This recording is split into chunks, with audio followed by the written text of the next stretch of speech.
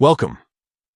In this video, we're going to walk you through the updated steps on how to view the QR code for a WhatsApp channel.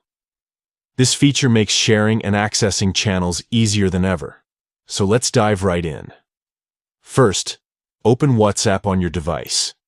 Navigate to the channel you want to manage or share. Once you're inside the channel, tap on the channel name located at the top of the screen. This will take you to the channel information page, where all the details about your channel are displayed. Next, scroll down until you find the option labeled Channel Link. Tap on it. This section contains various ways to share your channel with others, including the QR code feature. Now, tap on QR code. Instantly, a unique QR code for your channel will appear on your screen. This QR code can be scanned by others to quickly access and follow your channel without needing to manually search or type in links. And that's it. You've successfully viewed your WhatsApp channel's QR code.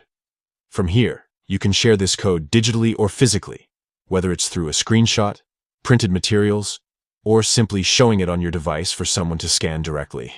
This feature is perfect for streamlining communication and making it easier for people to connect with your content. So go ahead and give it a try today. Thanks for watching, and don't forget to like and subscribe for more helpful tutorials.